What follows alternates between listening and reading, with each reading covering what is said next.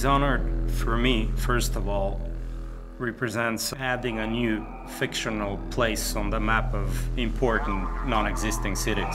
I draw and I paint, and I was an industrial designer, so technically I was formed to reproduce things that don't exist in a very realistic way. And my tools are mainly light, architecture, and composition. So science fiction cities are my specialty. Industrial designers are again formed and trained to create things that don't exist and to make them appealing. And industrial design in itself is fiction. I specialized in advanced prototypes for non-existing cars, which are absolutely dream objects. And that's why the training is very useful. And historically, people like Sid Mead, who's designed Blade Runner, was an industrial designer, and he had the attention to detail and to craftsmanship to make up a world and make it very believable. So it's a very obvious relationship between science fiction and industrial design. So in Dishonored, you play a supernatural assassin in a steampunk city called Dunwall.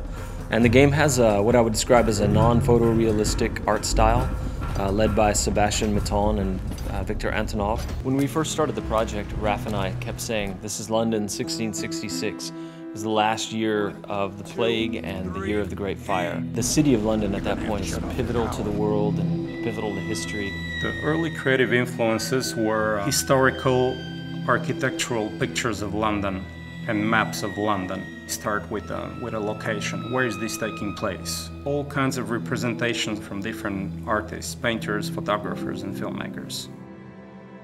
As a visual designer, Victor works kind of like a historian. He really proceeds with what-ifs scenarios. So, okay, what if instead there was this event happen in history? We looked at specific rooftops, specific smokestacks, and facade ornaments that were very specific only to London and to no other city. When the first design come back is that it looks very real, even though it's not, but it's kind of believable because our brain kind of processes it in a way which just looks like, oh wow, that looks like a place that could exist. And that's why I think his methodology is so powerful to people.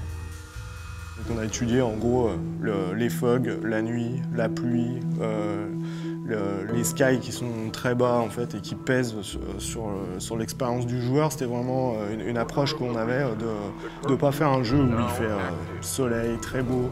C'est comment infiltrer la lumière, donc c'est tout ce qu'on a étudié en allant à Londres. Et ensuite pour le retranscrire dans le jeu, il a fallu faire un petit peu de développement technique pour essayer de modifier la façon dont réagit la lumière avec les éléments du jeu vidéo, c'est-à-dire dans le brouillard, si on peut faire des haze et faire bloomer nos lights.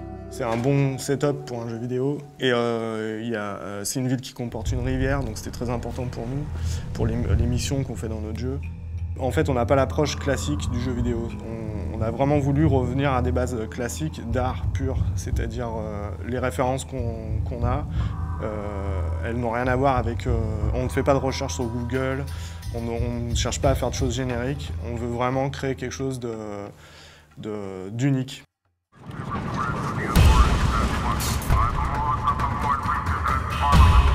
But the more we worked on the game, the more two things began to happen. As Raf and I and the team collaborated with Victor Antonov and Sebastian Maton, we started moving the game forward and forward in time, until we eventually got to some sort of 1800s. We also moved further and further away from the real world and eventually just said, okay, this is the city of Dunwall.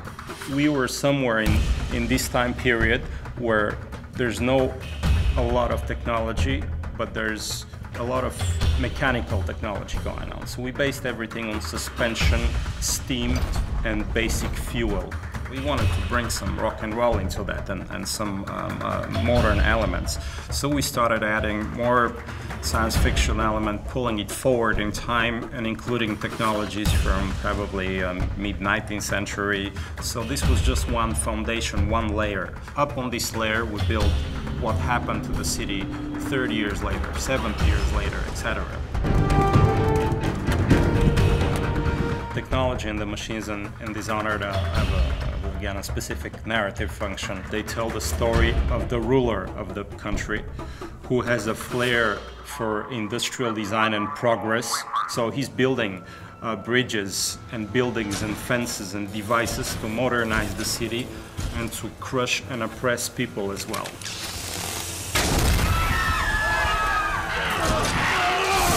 The whaling trade takes off, and there's a brilliant inventor called Sokolov, who's for us a little bit Rasputin, a little bit Da Vinci, a little bit John Dee, and he invents some devices and takes advantage of the volatile whale oil, and then the oppressive government begins to use those devices against the people as a sort of security layer. The whale oil industry in Dishonored is manifested and represented through visual elements and design elements like ships and boats, and all that suggests that the world is bigger than the city, and you have an ocean, and you have foreign different lands, and maybe colonies. So you have these mysterious ships bringing these strange animals because they're not regular whales, they're Dunwall whales. So you see them through harbors and rivers and through the coast, and the whale ships expand the scope of the city.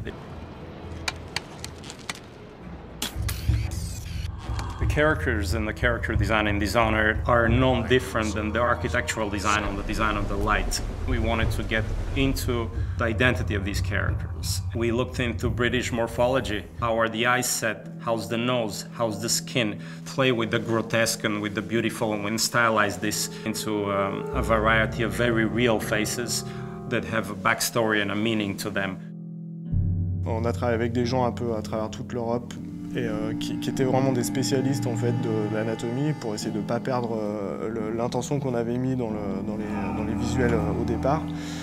Et on a pris des gens qui étaient spécialisés par exemple dans les silhouettes et dans les vêtements, dans la découpe des plis, la façon dont travaille un jean ou un pantalon. On ne voulait pas justement que ça ressemble à des personnages de jeux vidéo avec des jambes en tube et quelques polygones pour donner de l'effet, ou juste des shaders, c'est-à-dire qu'on vraiment travaille la silhouette, c'est-à-dire que nos personnages, on a une approche de loin, parce que c'est un jeu de combat, donc on détecte les personnages de loin, et on a besoin aussi d'avoir un fort caractère quand ils sont très près.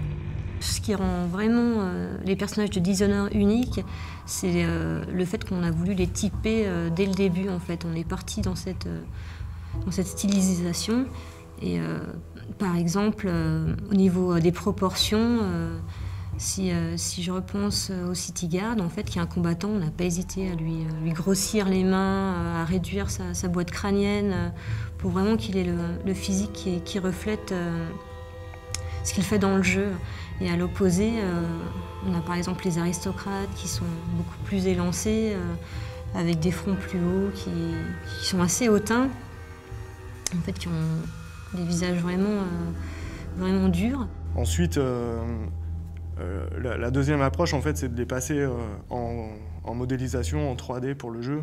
Et le but, c'est de ne pas perdre l'essence qu'on a dans la peinture, parce que c'était carrément de la peinture qu'on avait, c'était pas juste des croquis.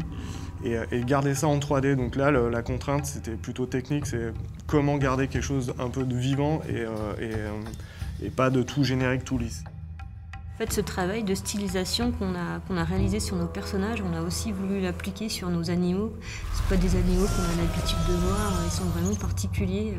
Et là, j'ai en tête l'exemple du Wolfhound, où justement, on a pris un chien, mais on l'a mélangé aussi avec un peu de crocodile, un peu de girafe, pour le rendre vraiment unique et qui a un côté fantastique dans notre univers. On a fait une silhouette très forte, il se déplace vraiment d'une manière très particulière. C'est pas un chien qu'on pourrait croiser dans la rue tous les jours. For Dishonored, we worked with Blindlight, which is a great company out in LA, who not only helped us find some really great actors to fill all the roles, but also we worked with a few key people that we picked out that you would call like celebrity talent. You know, the game is mostly an action game, but it's also got some role-playing game-based elements. For some of the characters, we had a list of people we wanted to go after. Brad Dourif plays our character Piero, who's a craftsman, artificer, natural philosopher. Damn Sokolov! He will haunt me to my grave. Chloe Grace Moretz was good enough to lend her voice to a character named Emily, who's quite important. I love getting in the booth and just kind of playing with the different voices and sounds and stuff you can make, and trying to really get the acting through onto the video game. Susan Sarandon, I'm older, so I'm a big fan of hers from even as far back as the Rocky Horror Picture Show days. And she plays an interesting character that I don't want to say too much about right now. So those guys bring their own ideas to what the character's feeling and the intensity. And so just talking purely in narrative terms, I think the voice actors add a level of polish and help the player just sort of like empathize with what's going on.